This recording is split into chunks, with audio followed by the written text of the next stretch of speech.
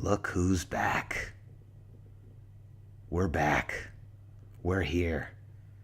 It's been a while, a little longer than we expected.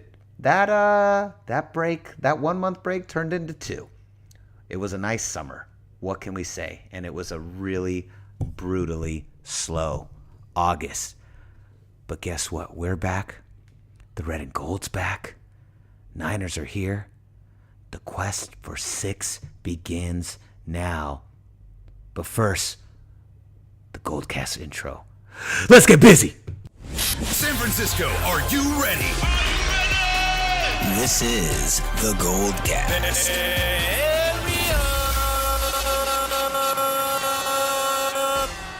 Boom! Yes! We're back!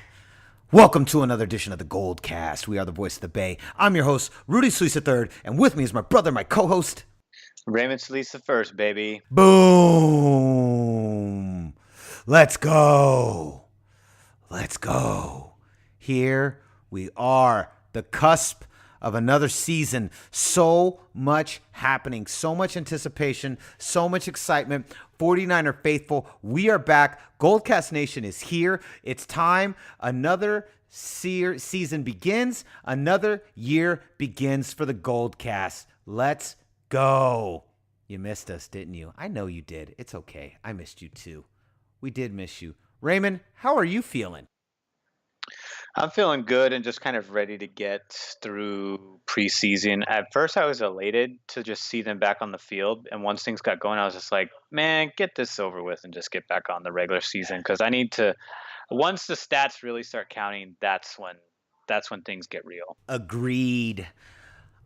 It's been great to, our unofficial third member of the GoldCast, Rudy Solis Jr., our father, for new listeners, he always says something really great that I truly appreciate. He says, if you're good at something in preseason, you have a chance of being okay in regular season at it.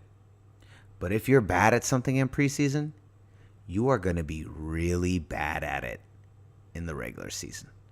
Now, Raymond, so with that in mind, let's start first with just have you seen any red flags with this 49ers preseason so far with the team? What do you think? What are you seeing? And let's start with red flags, and then we're going to go into the positive. But Raymond, first thing before we begin, I do want to say it's great to hear your voice on the GoldCast again. So it's great to be back. I wish we're still working on the video thing. We actually have a platform now. Just wanted to get this out of the way. We have a platform now. The only thing we need to do is up the internet bandwidth juice on Rudy's end, but everything else is pretty much ready to go. We just needed to. Rudy recently moved, so just a quick little catch up on some of you people. So he moved, the internet has changed, and we actually need to turn up the juice in order for it to synchronize properly in video format. So if you're wondering why you're still listening to this via audio, that is why. So no BS. Anyways, as far as preseason goes, I haven't noticed any. I mean, there's little things like just polish, getting the new guys up to speed, the draft picks, the rookies, guys coming off injury, guys still in injuries. Josh Garnett has kind of been a surprise to me. I thought that guy was just going to fall off the plant, but now he's actually looks like he's competing for his guard role, which is great. And passing wise, I mean, statistically, the Niners have the best offense in the preseason. So I think that is actually, I don't know if we'll have the best offense in the league, but I have a feeling if last year's 5-game stretch was any indication, that the Niners will be much more effective on the offensive side of the football because of Jimmy G's just efficiency throwing the football and making reads and reading defenses and going through his progression. So he looks fantastic, by the way. So little things here and there that he could clean up, but overall very satisfied with what I see from him. And just, I think he like the rest of the team, is eager to just kind of get going in the regular season when everything starts to really count. They can put together everything that they've been doing, because now Jimmy G, instead of like having a crash course of 4 weeks to kind of get an inkling of Kyle Shanahan's offense, now he's had an entire offseason to study all of that information. So we saw how good he did during a crash course version of interpreting that very complex scheme. Now we're going to see what an entire offense of interpretation is going to look like with all of his offensive weapons and new weapons to go to boot. So that's what I'm very, very excited for. I'm super pumped too. Would you say, Raymond, is this the most anticipated 49ers season in probably a decade? I mean, I would say maybe the season Alex Smith joined the team. Do you think that's the most? Do you think this is the most anticipated season of the last like maybe 15 years? I would say the last time that I was this excited was in 2011 when we went to the NFC Championship game. So yeah, I would say because the next year we were like, oh my gosh, we were so close, and then we came up short. Kyle Williams is the worst person ever in America. He should not play football anymore. That's what the radicals said anyways. but the truth was that was probably the poor last Kyle Williams. That was probably the last time anyone was really excited about the 49ers. But now we're just we're more, I think the elation now is even greater than that, even though we had a very justified reason to be super excited for the team because we finally got back to the playoffs. Alex Smith was a big proponent of that. We had gotten so close to the Super Bowl, but just fell short just for it just took 2 plays to really kind of knock ourselves out of that tournament. But now we have a different type of elation where we're not coming off of a playoff loss. We're coming off of, significant promise, in the future, in the immediate future. And it all stems from the quarterback position in Jimmy Garoppolo. I obviously didn't even need to say that, but to be clear, that's what we're talking about here. That's what all of the galvanization that's brewed up in the off season, dating back from the 5-game stretch. All of that is because what we all see in Jimmy Garoppolo is the potential for something really special. And we're all just eager to see if that's going to materialize over the course of this season. And if we're going to still feel that way at the end of the season, or even after a few weeks, even by the bye. So I feel pretty confident about it because he's had 4 years of polish. So his scenario very much reminds me of the Steve Young scenario. Only Steve Young was like 30 when he finally got his chance to start. But we did trade for him when he was about 25 years old. So, but this time the point is that every quarterback who has had the chance to study under a great quarterback, the chances of him doing well in his career are really, really high compared to a quarterback who doesn't have that chance, or the rare quarterback that just comes out and does well from the get-go, like a Carson Wentz. He's a very rare, exceptional breed. Everyone else really has to work on their game and mature and work their way through it. And Jimmy G has done that within the shadow of Tom Brady, which is a really good person to do that under. Steve Young did it under Joe Montana, and Aaron Rodgers did it under Brett Favre, and they all thrived. So I see that same formula being duplicated, and every time I've seen that formula in the past, it's led to success. So I think that's one of the reasons why we all feel really good about the potential here, is because it's based off of a proven formula that we've seen work, not only with our franchise, but with other franchises. So I don't know if you feel the same way, if you see it in that light, or if you have a different interpretation of why we're so excited, or where this is coming from. But I'm curious to get your take.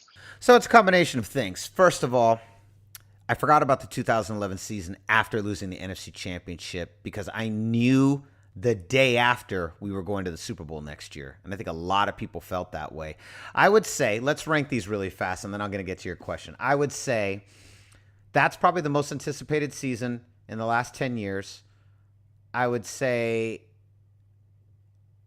Alex Smith getting drafted was probably the second most anticipated season. Then I would say this one is third, and then fourth is probably Harbaugh's signing, because people were really excited about Harbaugh. There was a lot of questions surrounding him because he was a college coach. But do you agree with that ranking? We go 2012 season after losing the NFC Championship, probably the most anticipated season. Next one, Alex Smith getting drafted.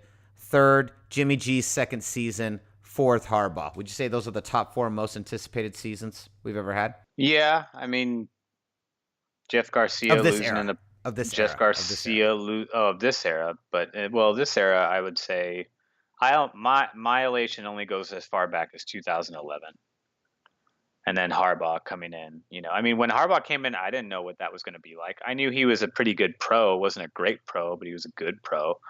He was called Captain Comeback for a reason. So I knew he had some fire and grit as a player. I just didn't necessarily know how that was going to translate as a coach. Although when we looked at his record, we did see a lot of wins. And so we saw a trend within him. We just never didn't know if that was going to also be the case within the pro league. And that turned out to, yes, be the case within his first 3 seasons. So he clearly knows what he's doing and still knows what he's doing over there in Michigan. But who cares about college football? It's amateur hour. So, but as far as the Niners are concerned, yeah, I'd say that's pretty accurate. All right, so let's get back to this. Of course, when we traded for Jimmy G last year, the one caveat, the one nugget I had, it's funny when you hear people who don't really know anything about football and they talk about Jimmy G. I was reading some article the other day at a computer, and a coworker of mine looked at the computer and said, "Oh man, good luck." And I said, "What do you mean?" He goes, and pointed at the computer. I was like, "Jimmy G?" He goes, "Yeah, man. He's one of Brady's backups. Brady's backups don't do well." And I was like, "Are you watching football? Or are you just like listening to a podcast from some analyst from 3 years ago? What are you talking about? What on earth are you talking about?" I've heard silly things like that, but no, the anticipation, the caveat was Kyle Shanahan. If it was anybody else, if it was anyone else coaching, and I said this when we traded for him, if it was anyone else coaching the team, I would be so nervous. If it was Chip Kelly, I would have been nervous. But we have Kyle Shanahan. We have one of the greatest offensive minds in the league leading this team. We have a very aggressive, very driven GM in John Lynch. And we have now the triple-headed monster of Jimmy Garoppolo. He has a poise and a presence in the pocket that I have not seen since Joe Montana. His style is not conducive to Steve Young. It's much more closer to something like Joe Montana. There was this great article I read on The Ringer, and they were talking all about Kyle Shanahan's must-haves for a quarterback. And one of the things that he wanted, that he was really adamant about, was the throwing mechanics of his quarterback. And what he was looking for, a quarterback that threw and put his weight on his front leg and not on the back. And he was really adamant about this. And he said that quarterbacks who do this actually use more of their hips and their body. Was this a podcast or an article? And that's what generates the article. Yeah, it was an article. Great article. I sent it to you. I sent it to you and Pops. Maybe you guys didn't check it out, but great article. And he talks all about the throwing mechanics. And Jimmy G was one of the guys on his short list of QBs in the league that pass like this. And he's really, really big on the throwing mechanics. And he talked about how this is like his one requirement that they have to have is when they throw, they're leaning on their forward leg and their front leg, and they're using more torque and more hips, and they're not leaning back. And by doing this, it just creates a different kind of throwing mechanic, and they're using their whole body, and it makes for a stronger, more powerful throw, according to Kyle Shanahan. So I love this. He was looking at it. Jimmy Garoppolo was one of the few guys that had it. They reached out for him around the draft. New England said no way. Then they asked for Tom Brady, which has said you're out of your mind. And then that was it. He comes back. Then Bill Belichick calls him back in October, says they're interested in making a deal. We make the deal. The rest of the season's history. We have the triple-headed monster of John Lynch, Kyle Shanahan, Jimmy Garoppolo. And if it was any of if any of those pieces was missing right now, I would not be excited. But that combination, when you have a GM and a coach and a quarterback that are in line with each other, that have a single-minded goal, that complement each other's strengths and weaknesses, that is a recipe for success. I still don't think this is the season where we completely break out. I think between 8 and 10 wins is probably pretty realistic, and we'll talk more about that next week. But I do believe that we have the makeup now to really go on a run. I think we're definitely one of the dark horses for the playoffs. We're like everybody's dark horse for the playoffs. We're not even a dark horse. We're like a spotlight horse. I don't know what you call that, but we're a spotlight horse for it. This is definitely, we definitely have an opportunity. And all I can say is I am so pumped that they're back. We're back. GoldCast, red and gold, 49er faithful. Let's go. Let's go. What are your thoughts? I'm gonna have to check out that article because I really like the part that you detailed about the throwing mechanics. I love the technical aspect of football just because it's so complex, it's so nuanced, and just seems to get more and more nuanced, especially as the league changes the rules and really forces players to adopt borderline impractical technique, at least on the defensive side of the football. So, but on the offensive side, some of the rules do change also that require, like the catching rule for one, where they're positioned out of bounds, how their feet have to be. But quarterbacks in particular, yeah. For example, like Kaepernick he tried to change his throwing motion from his 3/4 overhead pitch motion, which is the same one that Tim Tebow has. And, coincidentally, they're both out of the league, obviously for more than one reason. But in Kaepernick's case, he had the 3/4 overhead throw, which was very akin to a pitcher in MLB, but it doesn't work well in the NFL. I mean, he obviously had a lot of high moments and was more prone to running than throwing accurately on a consistent basis. He was more like a 55%, in the 50% range in terms of completion percentage, between 55 and 60 is where he typically hovers. Jimmy G kind of is more in the 65, 70% range, which is, starting to, as he gets better, there's a good chance he'll start creeping into, I wouldn't be surprised if he starts to creep into Aaron Rodgers territory, which is really, really difficult to do. There's Aaron Rodgers and there's Steve Young. And, you want to pass that efficiently, Jimmy G's got an opportunity with the manner in which he throws and how quick he can release. It's much more conducive to the speed of the NFL and how routes are anticipated. Jimmy G's very good at anticipating routes. So I'll have to check that out because that sounds like a pretty. I think I started to read the article. Is it the one that talks about how they led up to the Jimmy G trade? It sounded like you were talking about a little bit about that too. Yeah, it was. It's the article. You know what? I'll put a link in the description of the iTunes podcast. So if you guys want to read it, it's from The Ringer. I love the guys at The Ringer. Those are my dudes, and they just did a great article all about it was kind of centered around his contract and whether what earned him such a crazy contract, and it went through the whole history of the trade and what Kyle Shanahan was looking for.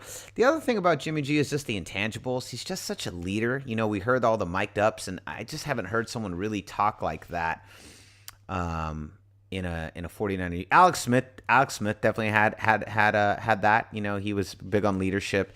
But Jimmy G he has all the intangibles, all the tangibles. It's so easy to get excited because of what we have. The part I'm worried about,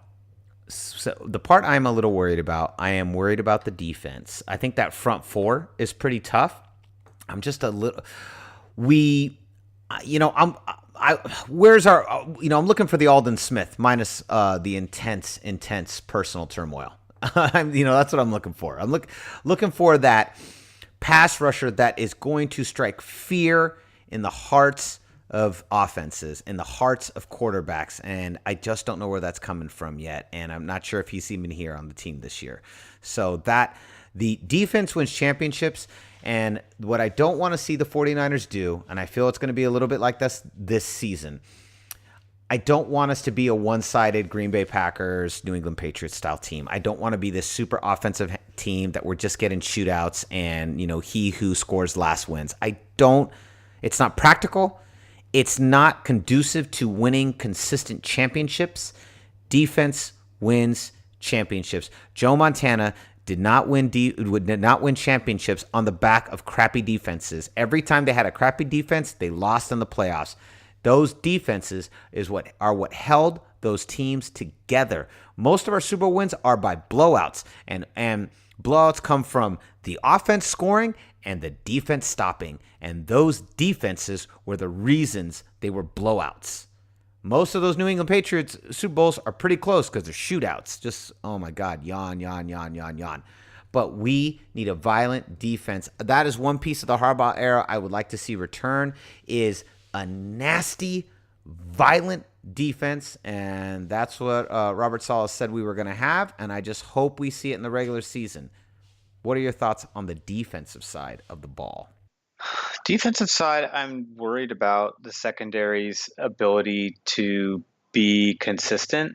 So I think the absence of Eric Reed, who's decent against the run, not all that great in Kyle Shanahan's scheme. He was kind of like, he was like 50% effective for what he needs out of the strong safety. So Tart is a better fit. Jimmy Ward, if Jimmy Ward can stay healthy, I'll feel good. I think Akello Witherspoon has got potential, but he still has a lot to prove. Same thing with Adrian Colbert. The health is an issue. So I think the running defense is going to be a lot better this year. But I think there's going to be liabilities in the intermediate and deep pass game. And I think that's an area where we're going to potentially get a little chewed up. And that was somewhere that we struggled last year. I mean, we were ranked 22nd against the pass last year. And there was a little bit of improvement as the year progressed. But I mean, we were also 22nd against the run last year too. So I expect both of these areas to improve. I expect passing to kind of fall more along the lines of the middle of the road. And I expect running to start to actually push into the better half of the teams of the league. I don't know if it'll reach top 10. That might be too optimistic. If our front four stays really healthy and lives up to the potential, then yes, they're going to get to top 10. I think that's a shoo-in. But otherwise, I expect them to kind of move into somewhere between 11 and 14th in terms of the rankings. So we'll just have to see how it pans out. But I really think the liability is going to be in the secondary. That seems to be where it's at. I mean, Andrew Luck had a lot of good passes against us. Granted, I think their preseason is a lot about tinkering and rhythm and getting into used to the speed of the game. And even then, people aren't playing at 100%. So it'll be about, September. The month of September is going to be all the teams in the NFL getting acclimated to the season. The first quarter of the season is very much like the preseason of the regular season, minus the fact that it doesn't count in preseason. So in this case, it's all going to count for those first 4 games. But those first 4 games are never indicative of what the rest of the season will be. There's statistics that can allude to what the projections will be, but for the most part, I feel like as an observer from the outside looking in, that's when things really start to get established in terms of rhythm, synchronization, how everyone really embraces the scheme and is able to execute, and how effective players can be, and whether players are going to have a good season or not. We'll just have to wait and see. But I agree that the defense is they got some sore spots there. Yeah, it's the part I'm the most nervous about is the defense. I'm definitely nervous about that, but it needs to improve. Like I said, we're still a year away. The window has opened, GoldCast Nation. It is opened. We have now probably a 5-year period, and this is the first year that it begins. Next year and the following year will be the peak, and then we'll see what the next 2 year brings. But the NFL teams are pretty much designed to rise and fall in 5-year periods. And the main thing you want to do, and this is really where the GM and coach come in, is to weather and always prepare for that storm that comes at about in the 4th or 5th year when you kind of have to turn everything over significantly. So the window has opened.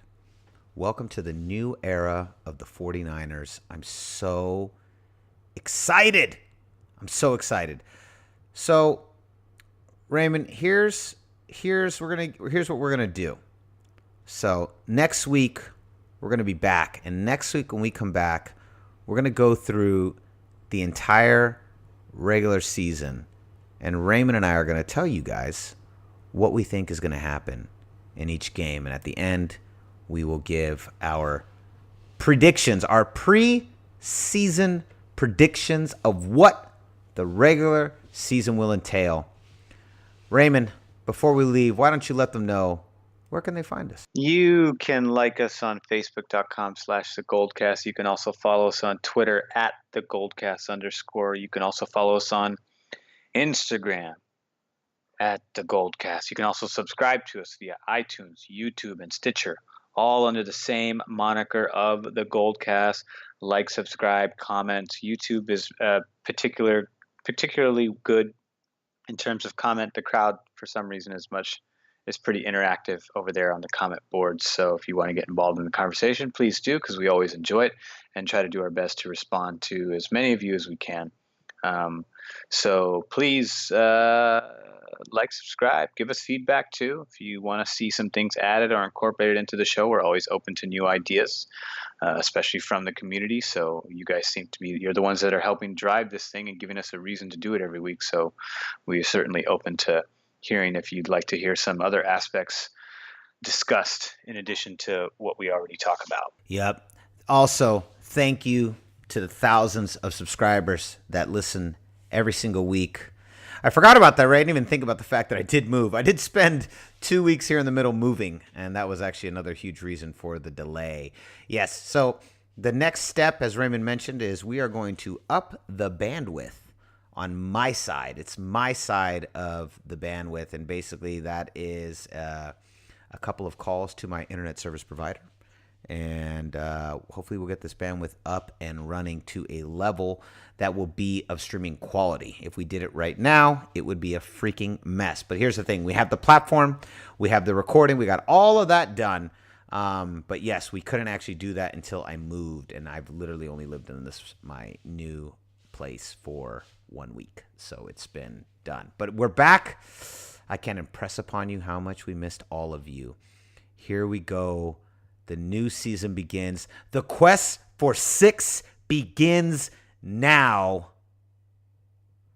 So concludes another edition of the GoldCast. We are the voice of the faithful. I'm your host, Rudy Solis III, and with me is my brother, my co-host, Raymond Solis I, baby. Boom!